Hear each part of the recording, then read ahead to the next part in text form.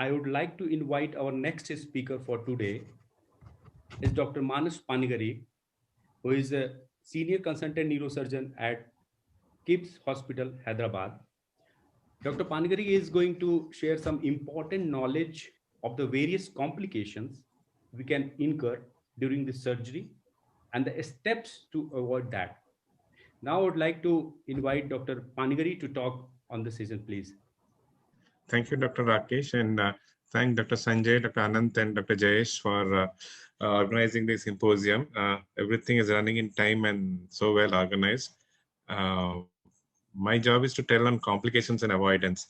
I've not done many cases to have so many complications, but then so I have taken of my complications as well as from the literature. What are the possible complications and how it can be avoided?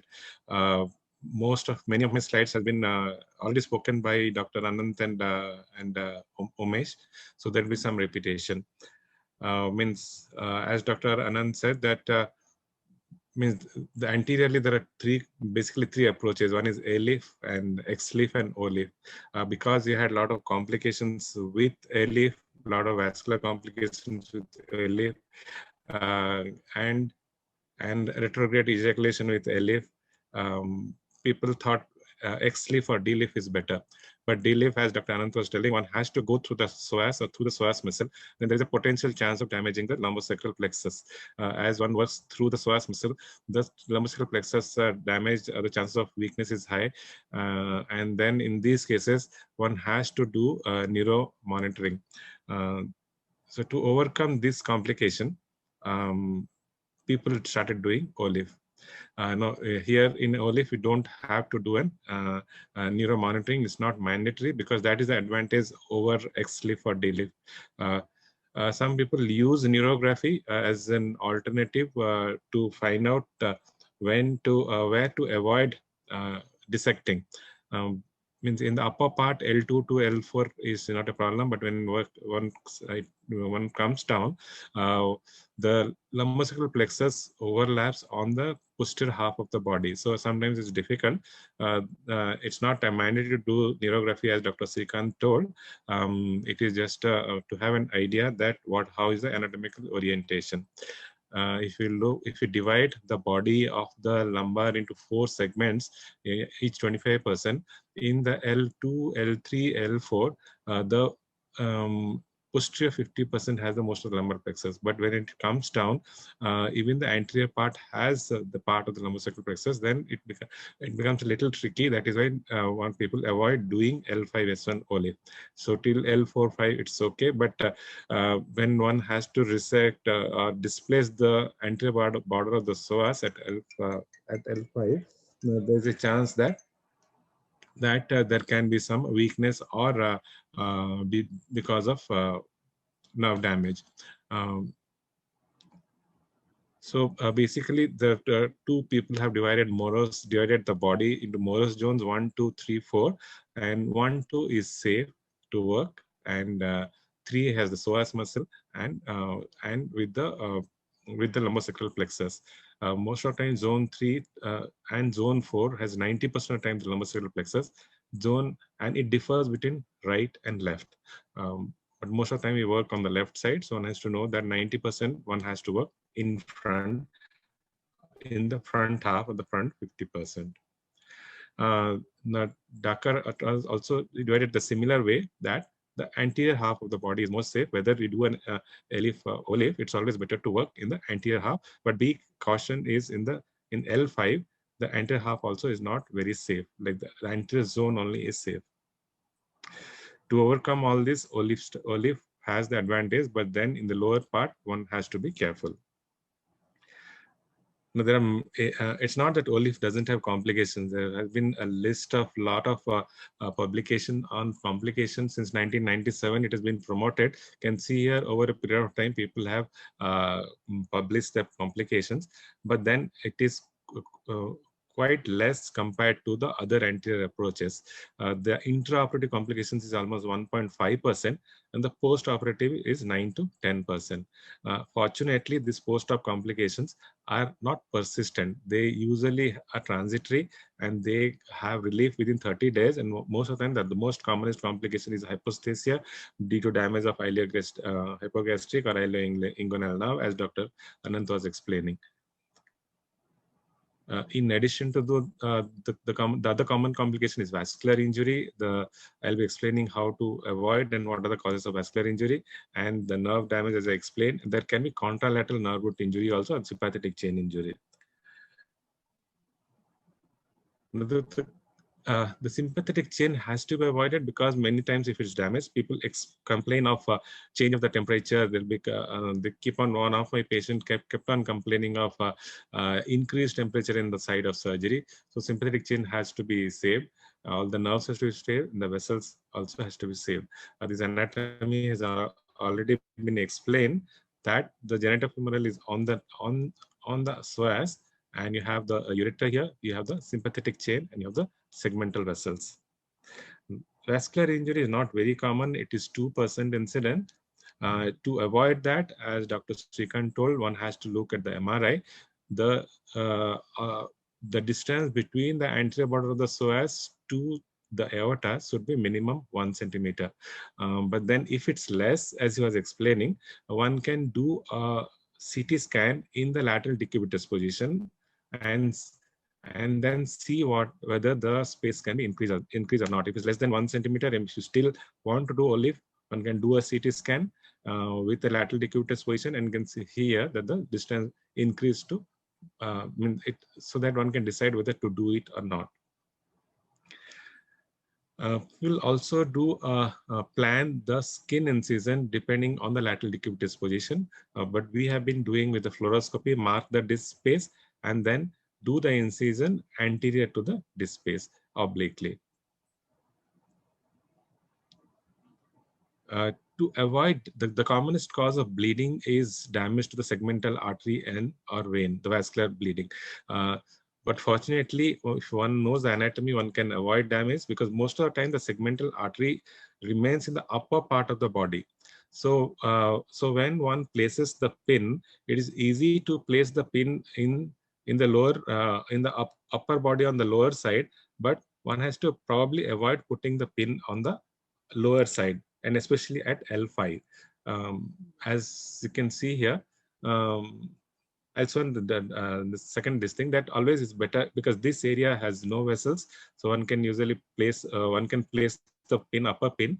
The lower pin, it's better to avoid, but if you don't have a vessel, you can place it. But most of the time, if you put a one pin also, doing an OLIF is not difficult. Before placing the needle, always palpate for the disc, especially when putting the pack needle to confirm. Palpate with the finger. Do not blindly put on the bone the pack needle to confirm the disc. Palpate with the finger and then place your needle so that you're always in the disc, because the segmental vessel usually never comes on the disc space. As I was explaining, most of the work can be done with one pin also. And we have been practicing doing our work with one pin and to reduce vascular injury. So both AP and lateral with the one pin. The second most common complication is cage subsidence. It has been reported to almost 8 to 10%. Now, how do you reduce the incidence of cage subsidence? One has to be very careful, especially in elderly people with osteoporotic. In osteoporotic, because there is a lot of change in the density when you put a OLIF graft. So what we have done is we put just iliacrest graft in the shape of an OLIF when we do an anterior approach, and then do posterior fixation. We do not use the graft, but there are some steps to prevent subsidence. One is proper placement. It should be in the middle third, and it should be from pedicle to pedicle, as Dr. Sudhir showed in his surgery. So to have that, one has to, the entry point should be the proper place. If one enters the disc at the center or at the junction of the anterior third and the middle third, then and then when one places the tubular retractor, we have to work at the center of the body. If one places anterior or posterior, the chances of case migrating or subsidence is higher. And one also has to look at the bone density of the body. When one always go till the opposite side, break the spurs on the opposite side, so that one can place the graft from one pedicle to the other pedicle. One has to cross the opposite pedicle and reach this, so that the graft subsidence or migration incidence can be reduced. As you can see here, the graft has been placed from beyond the pedicles on both sides. The second step is avoid aggressive end plate removal, and then use adequate bone graft in your graft in the Olive cage. While using this, do not be very aggressive in removing the epiphyseal plate. That also has a higher chance of graft subsidence. Be very gentle, use the proper size. Don't be over aggressive in putting larger and larger size, because hammering the sizer also can has a chance of breaking the body, and that can cause persistent pain. There is a case report of vertebral body fracture. I'll show you in the later slide. So what we want to achieve is to have the cage from one pedicle to the other pedicle and the central part of the body. The third precaution is always add lateral or posterior fixation. Many people believe in doing standalone Olive, though it is not approved. Maybe single level is fine to do a standalone, but more than one level is always add posterior or lateral fixation, or the chances of case subsidence is higher. Like this case, first we did the Olive, and then we supplemented with the posterior fixation with percutaneous fixation. If not posterior, like this case, we did a lateral fixation, but now we have Olive cage where you can put the screws on that side without the rod also. So it's always better to add fixation to prevent subsidence. Now this was a case report of malposition where they're not placed properly. Now this is what happens if one does not place it in the center or does being aggressive in removing the epiphyseal plate. And this is what happens to the cage. There is a subsidence, and this they have done 3 level, and they had not supplemented with posterior fixation also. So if you are doing more than 1 level, always fix it. Never do over aggressive epiphyseal plate removal, and osteoporotic spine, be careful. So this is again another case report where there is a fracture of the body because of over distraction. So do not be over aggressive in distracting. Do whatever is appropriate for that patient. Ureteral incidence injury is not very high. Usually it is detected post-operatively, not intraoperatively. Fortunately, the ureter is adherent to the peritoneum, and it remains within this slide. Dr. Srikanth also showed that it remains within the 2 fascia, anterior and posterior fascia of the renal fascia.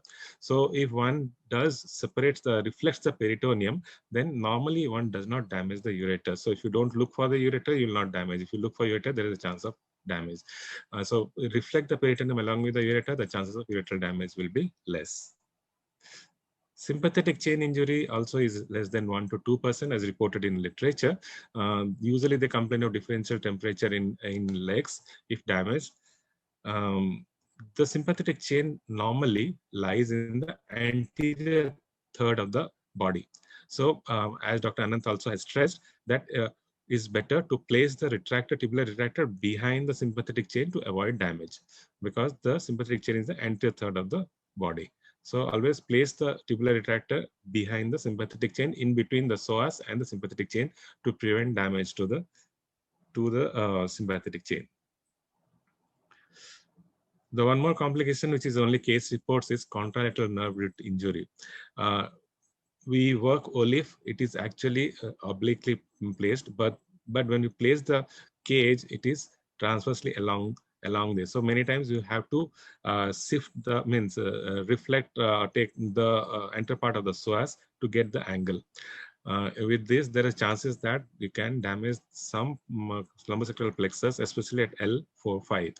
But if you do not do that, you directly push in your cage, then there are chances that you can have the dural tear or a disc coming out and compressing the opposite side foramen. So this is what has to be avoided. If one does that like this, you can have a post-op deficit on the opposite side or a dural tear.